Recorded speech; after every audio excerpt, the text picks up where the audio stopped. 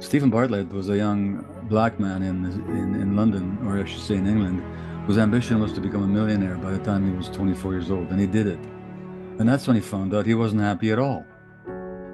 And there's another story I can tell you of a well-known NBA player who contacted me a couple of years ago. He's still playing, and at some point, his team won the NBA championship. And he contacted me because he said, I thought if only I had that championship ring, I'd be happy. But I'm not happier than I ever was. And so what I gleaned from those two stories is that sometimes it's disease or failure or some setback or crisis that wakes us up. But sometimes it's success. Because when we get it, we find that inner emptiness. And was it Blaise Pascal who said that inside every human being there's a God-shaped hole? Well, that hole will never be filled by anything from the outside. So that's the first point. The second point is that you're quite right. My trauma, which is the belief that I wasn't worthy, made me a very successful doctor. Because it means I was a workaholic, available to everybody all the time. Because every moment the beeper went, it proved that I was wanted and worthwhile, which is the hole that trauma caused inside me, that lack of self-belief and sense of lack of, like, I'm not a child of God who belongs here. And now that made me successful.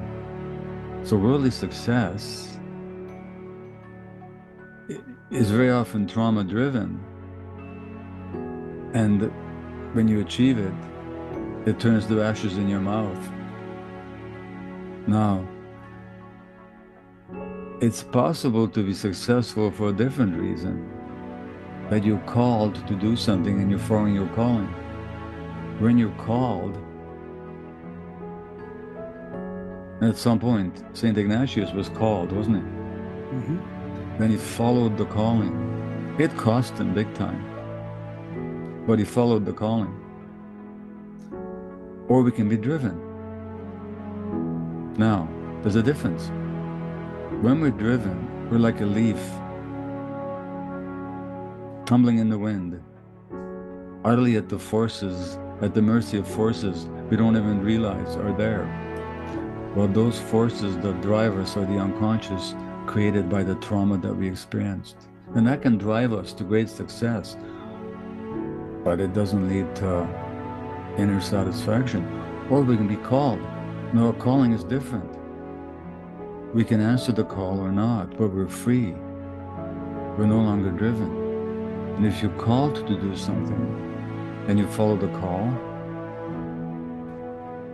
you're a success already, whether or not certain material goals are achieved or not.